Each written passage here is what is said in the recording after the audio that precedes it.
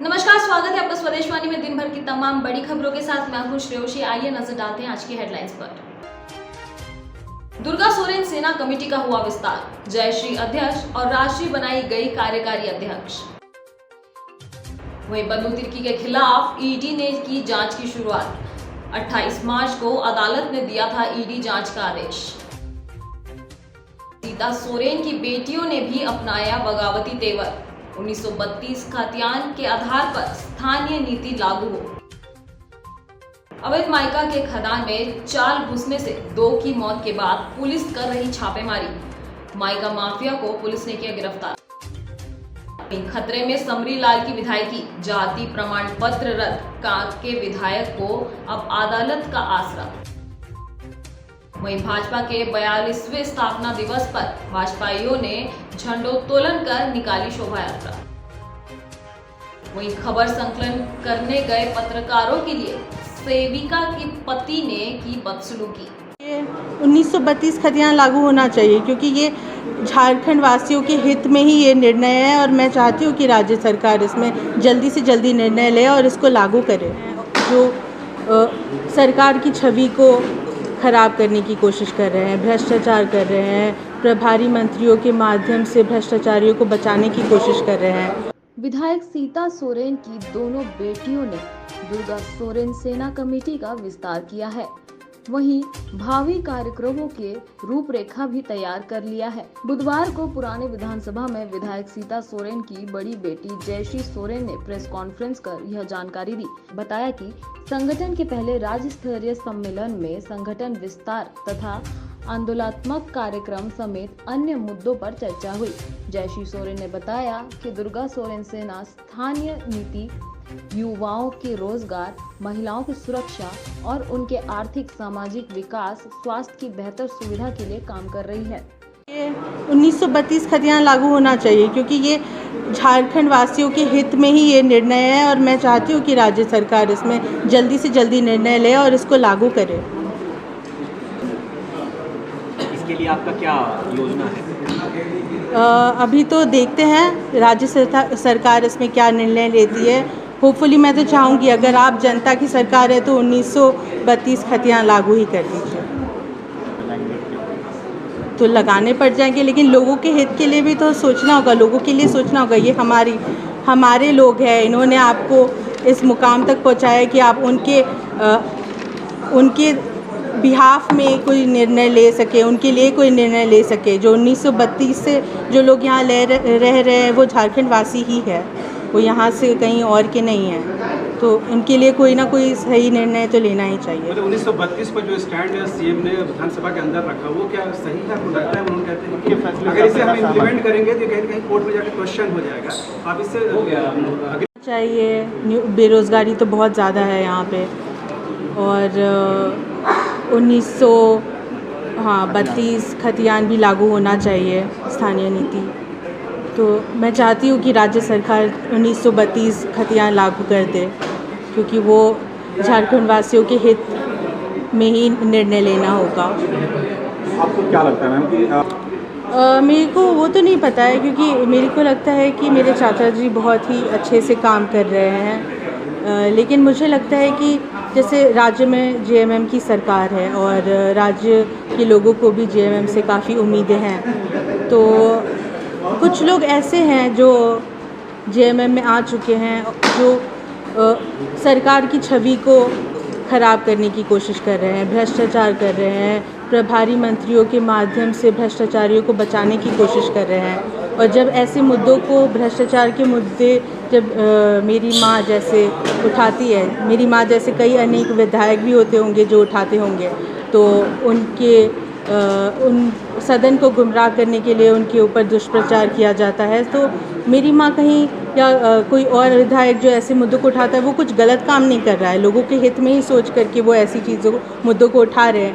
तो जब ये मुद्दे उठाए गए तो उन पे एक्शन नहीं लिया गया और जब हम राज्यपाल के पास गए तो तुरंत एक्शन ले लिया गया। मुद्दे तो राज्यपाल से मिलने से पहले उठाए गए थे, तो अभी तक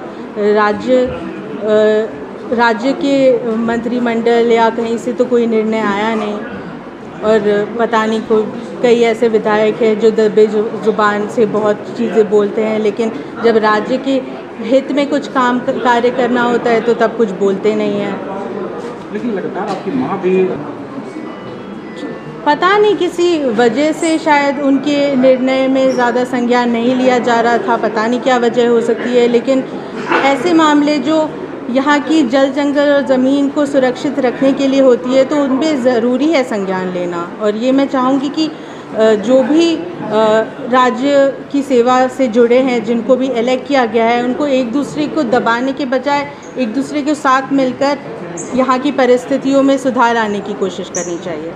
कुछ ऐसे लोग हैं जो ऐसी चीज़ें करते हैं, हो सकता है कि वो मिले हुए हैं या साथ में भ्रष्टाचारियों की मदद कर रहे हैं, शायद उनको वहाँ से कुछ मिल रहा है या कुछ बेनिफिट्स मिल रहे हैं, अपने लिए सोच रहे हैं। यहाँ पर मैंने देखा है कि सरकार बस बनने और टूटने पे ही ख़त्म होती है और बाकी लोगों के बारे में तो कोई सोचता नहीं है, लोगों के हित के लिए कोई सोचता नहीं है। अगर कोई लड़ता है तो उसको दबाने की कोशिश करते हैं, और ख़ासकर अगर एक महिला बोलती है तो 1000 मर्द हैं उनको चुप कराने के लिए। लेकिन कब तक ऐसा चलता रहेगा? ये तो कहीं ना कहीं तो कभी ना कभी तो रुकेगा ना। जनता भी देख रही है। जनता से भी मेरी यही विनती है कि आप पहचानो आपका असली नेता कौन है। जो आपके लिए खड़ा है, जो आपके लिए बोल रहा है, वही है आपका असली नेता। अगर आंख बंद करके आप किसी को भी इलेक्ट कर देंगे तो यही परिस्थिति होगी। 20 साल बाद भी झारखंड में कोई सुधार आया नहीं है। पिछड़ा राज्य ही बन के रह गया है। आखिर मेरे पिताजी ने, मेरे दादाजी ने इतना संघर्ष करके जो झारखंड बनाया है, यही सपना देखा था झारखंड के लिए। अभी भी ये संघर्ष, ये लड़ाई अभी भी जारी है और हम लोग किसी न किसी तरीके से झारखंड में सुधार लाने की कोशिश करेंगे ही, आगे भी करते रहेंगे। जो भी मेरे पिताजी ने सिखाया है, जो भी मेरे पिताजी करते थे, वही DSS अब करेगी। जयश्री ने क्या सोच रखा है झारखंड की जनता के लिए? किस तरीके से आप काम करेंगे, लोगों के बीच में जाएंगे झारखंड में? युवा जी, आपने क्या रूपरेखा तैयार कर रखा है? जनमुद्दे रह जाते हैं, आपका कहना है? मुझे लगता है कि यहाँ के युवा को एकजुट होकर के झारखंड की परिस्थितियों को बदलने की कोशिश करनी चाहिए, और ये हमसे भी अकेले नहीं होगा। हम चाहते कि ये सब हम एक साथ जुट करके यहाँ की परिस्थितियों के जो गलत हो रहा है उन पे आवाज़ उठाए। ये नहीं कि अगर कोई पावर में अगर वो बोलता है तो वो सही बोलता है। हो सकता है वो अपने हित में बोल रहा हो, वो खुद के लिए सोच रहा हो और आपके लिए नहीं सोच रहा हो। ज़रूरी नहीं है कि जो पावर में है वही सही बोलता है। तो मैं बस यही कहना चाहूँगी कि सब एकजुट मिल कर के एक बार इस राज्य को एक अच्छा राज्य बना करके दिखाई। 1932 मांडर विधानसभा क्षेत्र के विधायक बंधु तिर्की के खिलाफ अब मनी लॉन्ड्रिंग अधिनियम में भी अनुसंधान शुरू हो गया है। बंधु तिर्की के खिलाफ आय से अधिक संपत्ति मामले में विशेष CBI अदालत के फैसले के बाद ED ने भी बंधु तिर्की के खिलाफ धन मनी लॉन्ड्रिंग की जांच पुनः प्रारंभ कर दी है। विधायक बंधु तिर्की के पास आय से 7,22,167 रुपए अधिक की संपत्ति के मामले में बीते 28 मार्च को CBI के विशेष न्यायाधीश की अदालत ने यह आदेश दिया था कि ED मनी लॉन्ड्रिंग मामले में भी इस मामले को देखे।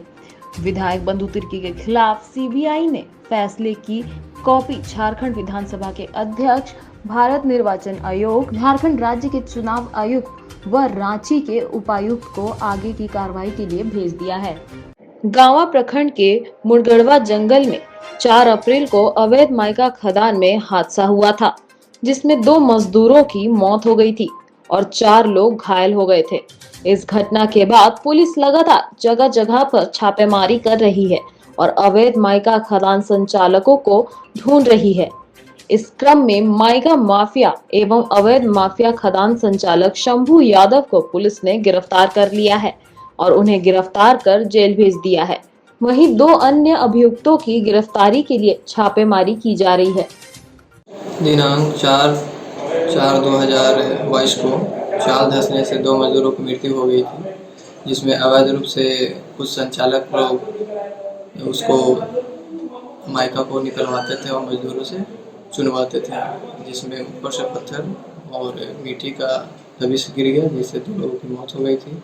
उसमें प्राथमिकी दर्ज कर लगातार छापेमारी की जा रही थी अभियुक्तों के विरुद्ध, और आखिरकार दिनांक 6/4/2022 को रात्रि 3 बजे सूचना मिली कि शंभू कुमार धैरवे नावाडीह में जंगल की ओर एक पेड़ के पास था जो जाने वाला घर में, उसकी सूचना प्राप्त होने के बाद हम लोग दल बल के साथ गए और उसे रंगे हाथ घर के पास पकड़े। भाजपा के कांके विधायक समरी लाल ने झारखंड हाई कोर्ट में रिट याचिका दाखिल की है। आपको बता दें कि याचिका में उन्होंने कास्ट स्क्रूटनी कमेटी के उस आदेश को चुनौती दी है जिसमें जाति प्रमाण पत्र को गलत करार दिया गया था। आपको बता दें कि याचिकाकर्ता के अधिवक्ता हर्ष कुमार है। वहीं अधिवक्ता हर्ष कुमार के मुताबिक याचिका में यह कहा गया है कि बिना किसी ठोस आधार के समरी लाल की जाति प्रमाण पत्र को अवैध करार दिया गया है।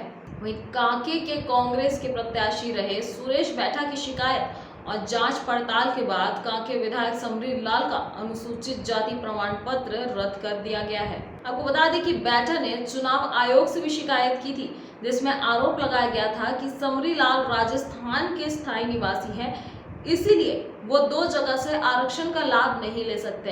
इसी शिकायत के बाद राज्य में कल्याण सचिव की अध्यक्षता में गठित जाति छानबीन समिति ने की और सुरेश बैठा की शिकायत को सही पाया, जिसके बाद 31 अक्टूबर 2009 को राज्य सरकार द्वारा निर्गत समरी लाल को अनुसूचित जाति प्रमाण पत्र रद्द करने का आदेश दिया।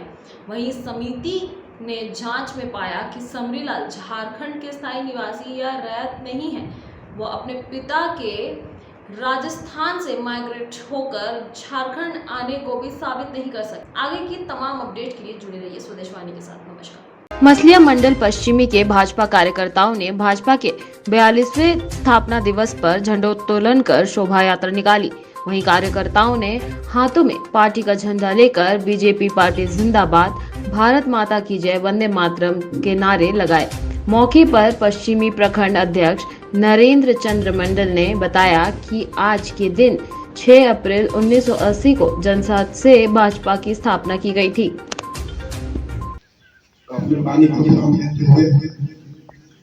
आगे